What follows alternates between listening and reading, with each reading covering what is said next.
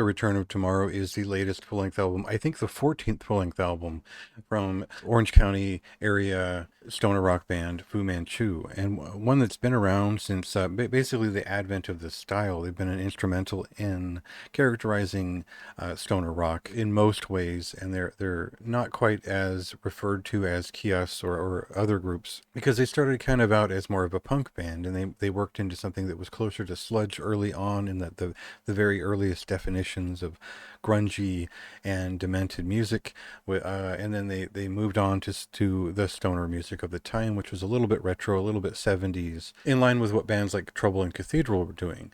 By the time 1994 rolled around, if you were looking for Sabbath rock, which I was looking for bands that sounded like Black Sabbath when I discovered them. No One Writes for Free was a great example. It was kind of like a little bit of like a biker rock record, but also a Sabbath record at the same time.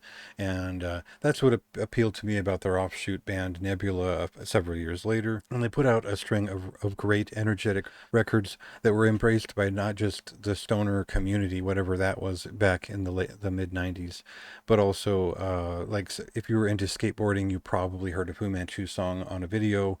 If you were into any sort of extreme sport in the late 90s, maybe you saw them at a festival, maybe you just knew the band in Southern California, but this was a group that everybody knew and respected because they were a lot of fun. And they put on not only a great show, but their records were very consistent, one after another.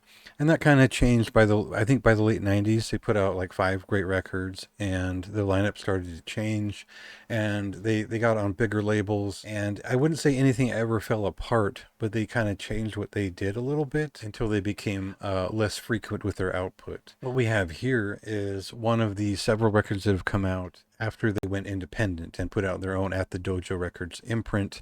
And so we've gotten a couple records from the band over the years that were just independent and more representative of what they're all about. So anyway, let's cut to a song here and just check out how they're sounding right now. Learn, no concern. Shake, stumble, it's what you earn. Hands on the zodiac, look so surprised.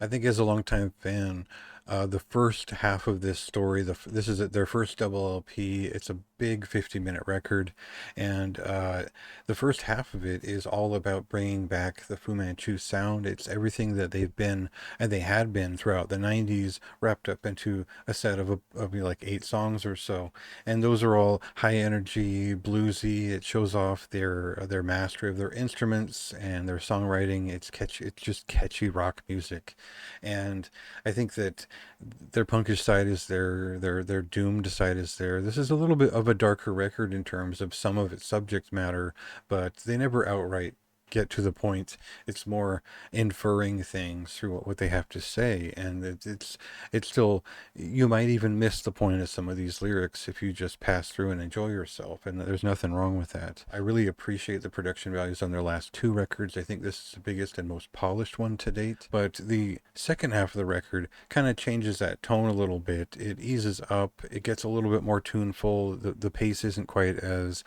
fast and dooming hard, and doesn't go for those big grooves so much as it hits a couple of catchier songs, a couple of jams, all sides of Fu Manchu on this record, past and present. So it's a pretty good prospect if maybe you haven't been a fan for a long time. Maybe you checked out the last record and you liked it, but it repeats that effect of getting to like the best of what they have to write right now, giving us a little bit of a jam at the end, and just having a good time with it. And I think that's where this band are at their best. So they've done a great job here with this record. It is kind of a big ask at 50 minutes, but I think it's still above average, song after song. I think every song hits for me. I'm always pretty harsh on this kind of music and pass on it pretty often, so this is the one that just, it hit song after song. It is kind of this band signature all across the board, and I appreciate that they're back to something that is just undeniably high quality start to finish. So had a great time with this one. Couldn't stop listening to it. I even delayed the review like 4 days because I just kind of wanted to hang out with it. Came out of it